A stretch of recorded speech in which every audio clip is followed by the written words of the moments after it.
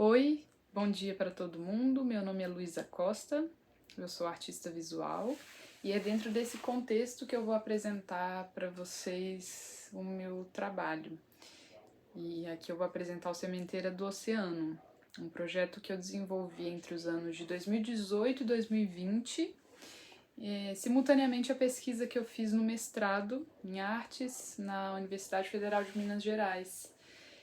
Esse projeto veio de um interesse assim de infância que era relacionado às criaturas da água, não necessariamente só aos animais, mas também a toda o contexto da água, assim. Então os movimentos, a coisa da respiração, os esportes dentro da água, então vamos dizer assim, a plasticidade da água sempre me atraiu muito e ficou escondida durante um tempo e durante essa pesquisa eu retomei com esses interesses. E nesse trabalho, o intuito foi pensar como que palavras e imagens se relacionam para criar fantasias, e mais especificamente fantasias do estranho, daquilo que parece familiar, mas não é tanto assim. Então eu fui atrás de animais e especialmente da água que tinham alguma característica incompreensível pra gente, né? Então animais de oceano profundo, por exemplo, como esse aqui que tá aqui no fundo, é o peixe fantasma, e que tinham nomes assim relacionados a alguma outra coisa, como um fantasma, ou bruxa, ou víbora, ou o diabo do abismo. E aí, nessa brincadeira de palavra, do nome das coisas e na conformação dessas coisas, eu fui criando ficções, eu fui criando fantasias. E aí eu me apoiei muito num texto do Foucault chamado As Palavras e as Coisas, e lá dentro tinha esse termo, Sementeira do Céu, e aí eu falei, nossa, que coisa bonita isso.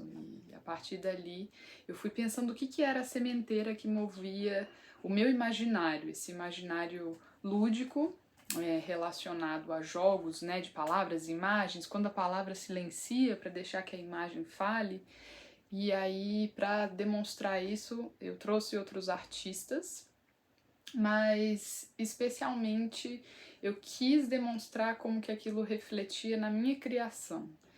Então, como eu falei, né, de outros artistas que apareceram ali dentro desse meu contexto, como o Valmor Correia, um artista brasileiro que trabalha com imaginários e a relação de ciência, imagens da ciência, dentro de um contexto de fauna e flora fictícias, e também o Shaun Tan, que é um ilustrador australiano que constrói essas imagens de uma maneira muito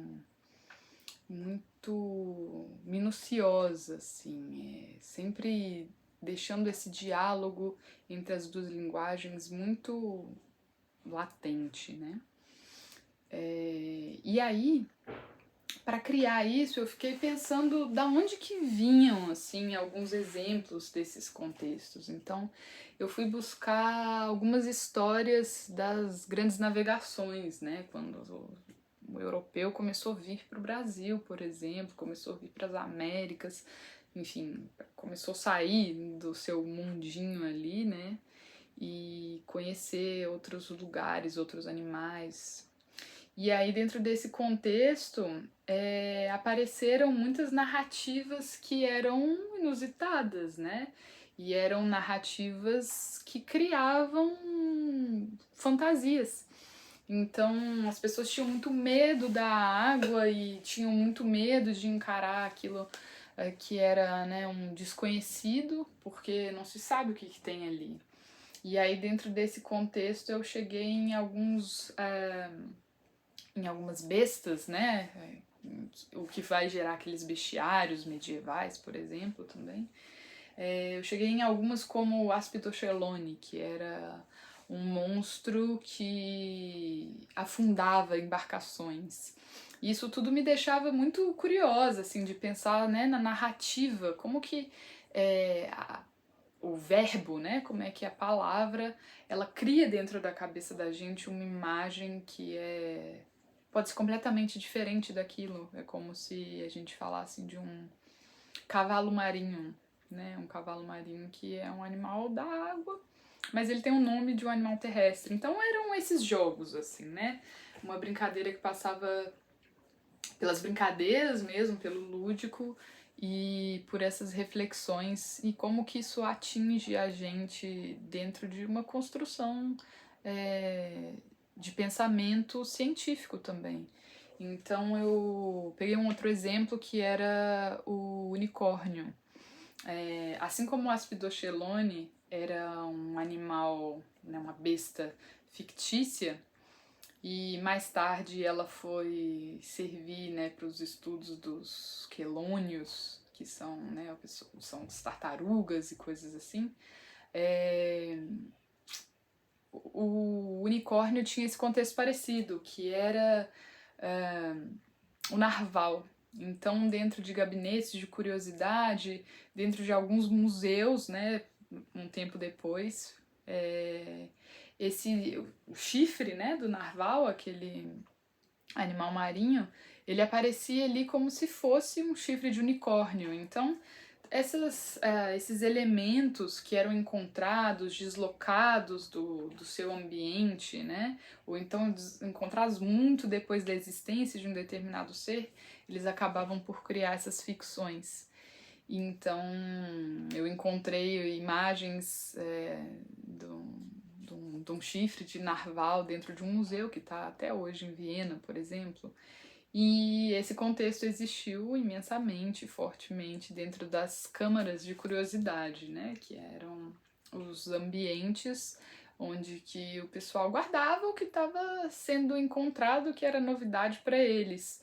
E isso me fez pensar como que hoje em dia a gente lida com o que vem sendo encontrado, né, pelo ser humano e como a gente lida com isso, assim, no sentido de se relacionar com novos seres, com seres que a gente não compreende, que é o caso muitas vezes desses animais das profundezas do oceano, que são completamente, né, loucos assim pra gente por causa de uma morfologia muito diferente, porque brilham no escuro, porque tem chifre, porque tem dente, e vão criando todo um imaginário assim monstruoso e, enfim, derivando muitas narrativas, aparecendo em produções visuais, como Procurando Nemo, como, enfim, vários filmes, sempre como um monstro, né? Aquela coisa de deixar sempre essa fantasia reverberando no que é um conhecimento de mundo natural, né? Então esse jogo entre o mundo real e o mundo fictício me interessa bastante através do uso de palavras, do uso de narrativas para criar essas ficções. Então, no Sementeira do Oceano, eu criei essas imagens a partir não só de animais já existentes, usando fotos e coisas do tipo, mas também algumas histórias, como de infância, a história de quando eu era criança e a minha mãe ia cuidar de mim e dos meus irmãos, e ela sempre desenhava o mesmo peixe, assim, pra gente colorir. Então eu usei essa lembrança para criar também a noção, né, visual, como a tradição de uma imagem científica, enciclopédica. E daí foi criada uma série de imagens que eu vou deixar para vocês verem algumas coisas aqui. Obrigada e bom dia para todo mundo.